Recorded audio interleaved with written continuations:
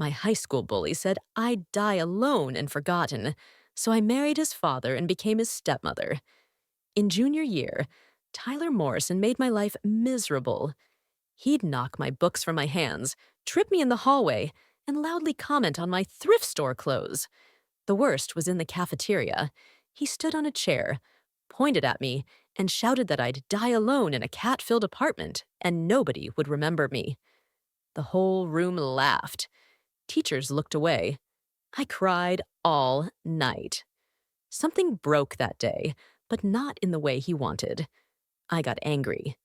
I started working out, buried myself in studying, and promised myself I'd get out of that town and never let people like Tyler define me again.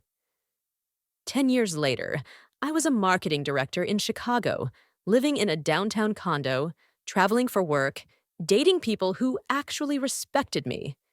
Tyler was just a bad memory, until I spilled my latte on a stranger's newspaper in a coffee shop. His name was David, early 50s, architect, kind eyes, easy laugh. We talked for 2 hours about books, travel, and buildings he'd designed. When he asked for my number, I didn't hesitate. Our first date turned into another and another. He was thoughtful, emotionally mature, the opposite of every boy I'd grown up around. 6 months later, he proposed with a vintage Art Deco ring that was so perfectly me, it felt like fate. We planned a small ceremony at his beautifully restored Victorian home. On the morning of the wedding, as I was fixing my hair, he mentioned casually, "By the way, my son Tyler might stop by today. Tyler James Morrison. We're not very close, but he wants to meet you." The name hit me like ice water. Tyler J. Morrison. My bully. The boy who'd announced to the cafeteria that I'd die alone and forgotten. I stared at my reflection in the mirror, older, stronger, in a wedding dress I'd bought with my own money. David looked at me with concern. "You okay?" "Yeah," I lied. "Just nerves." The ceremony was perfect. We exchanged vows in front of the fireplace he'd built. He cried when he said, "I will always choose you." We had our first dance in the living room with fairy lights strung across the ceiling. Then the front door opened. Tyler walked in, slightly softer around the edges, but instantly recognizable. His eyes landed on me in David's arms. I watched recognition and horror crash over his face. "Dad," he choked. "What the hell's going on?" David beamed. "Tyler, you made it. I'd like you to meet my wife, Sarah." I stepped forward, smiling like a knife. "Sarah Chen, Morrison now." Tyler's jaw dropped. "You've got to be kidding me." "Nice to see you again, Tyler," I said, offering my hand. "Small world, isn't it?" The room went quiet. Guests felt the tension but didn't understand it. David glanced between us, confused. "You two know each other?" "We went to high school together," I said smoothly. "Different social circles. But you know how it is." Tyler pulled David aside, tried to demand a private talk, but David shut it down. "This is our wedding day. We'll talk later." For the next few hours, Tyler squirmed. Every time he tried to avoid me, I was there at the bar, on the patio, near the buffet. On the back porch, he finally snapped. "This is insane. You married my father." "I married a wonderful man who happens to be your father," I corrected. "The fact that this bothers you is interesting." He swallowed. "He doesn't know, does he? About high school?" "No," I said. "And I don't plan to tell him. He loves you. I'm not going to rip that away. But listen carefully, Tyler. I'm not that 16-year-old you humiliated in the cafeteria. I'm your stepmother now, and you will treat me with respect." The color drained from his face. After the wedding, Tyler disappeared. He dodged family dinners, ignored calls, always had an excuse. David was hurt and confused. "I don't know what I did," he said one night. "Ever since we got married, he's been distant." "Give him time," I said. "Change is hard." Thanksgiving was the breaking point. David insisted Tyler come. He arrived looking like he was walking into an execution. He was stiff but polite. He called me Sarah, helped clear plates, avoided looking at me too long. When David went to the kitchen, Tyler cornered me in the dining room. "Every time I see you," he whispered, "I remember what an absolute jerk I was in high school. I don't know how to exist around you. I'm not that person anymore." "Good," I said, stacking dishes. "You shouldn't be." "I know I don't deserve it," he said, voice shaking. "But for my dad's sake, can we just start over?" I looked at him. Really looked. The golden boy athlete was gone. He worked as a mechanic, struggled with anxiety, lived alone. Life had clearly punched him a few times. "I don't need an apology, Tyler," I said quietly. "I built a life without your approval a long time ago. What I need is for you to be a good son to your father. He loves you more than you realize." His eyes filled with tears. "I know.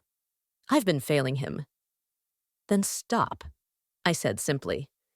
Something shifted after that. Tyler started calling more. He showed up for dinners.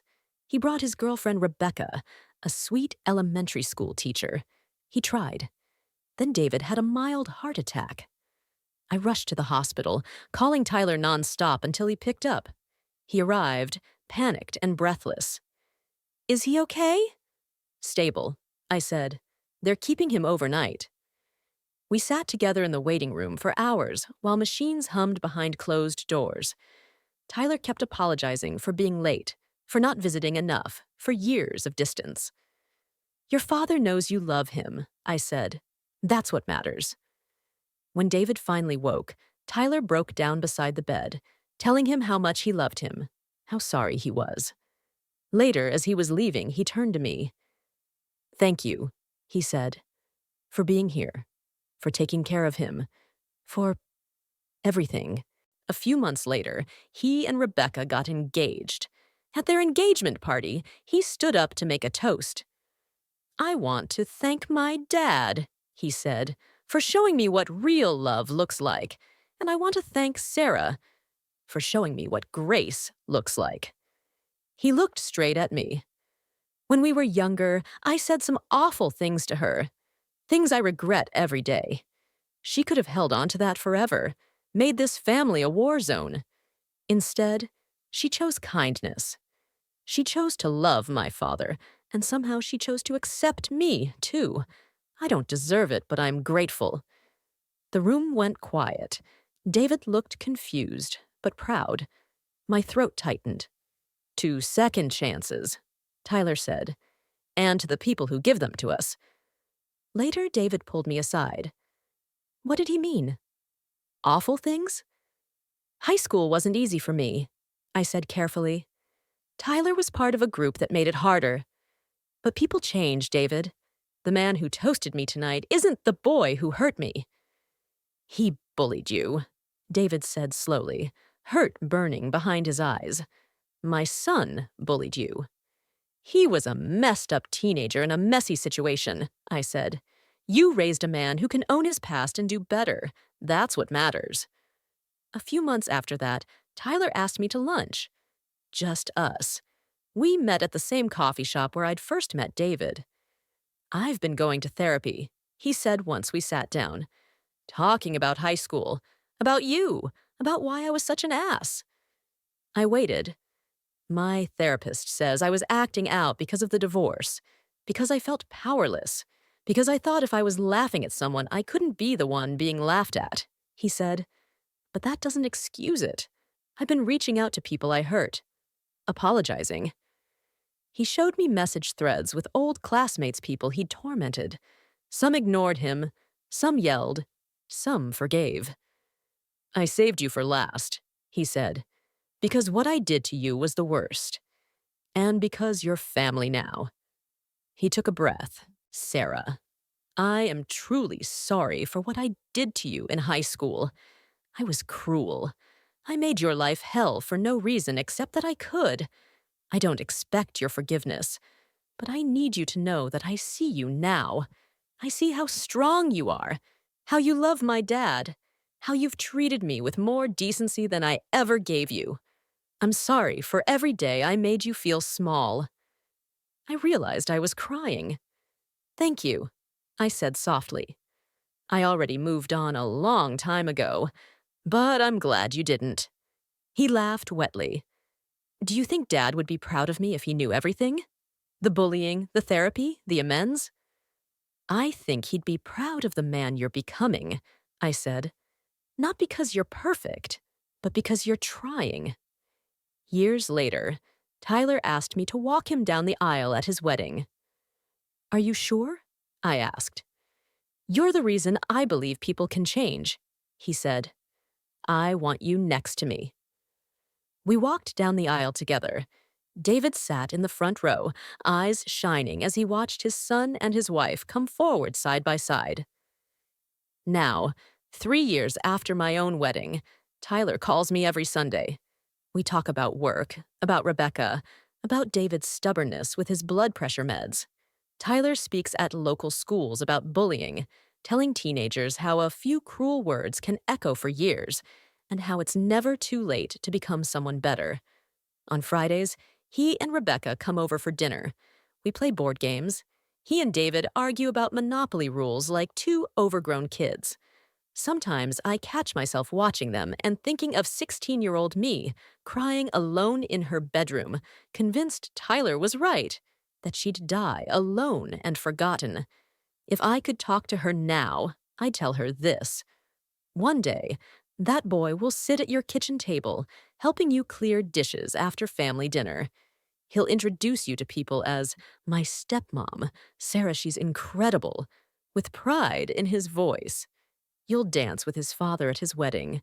You'll build a life full of love, books, travel, and laughter. You won't die alone. You won't be forgotten. You'll be remembered, cherished, and loved by a family you never saw coming, including, unbelievably, Tyler Morrison himself.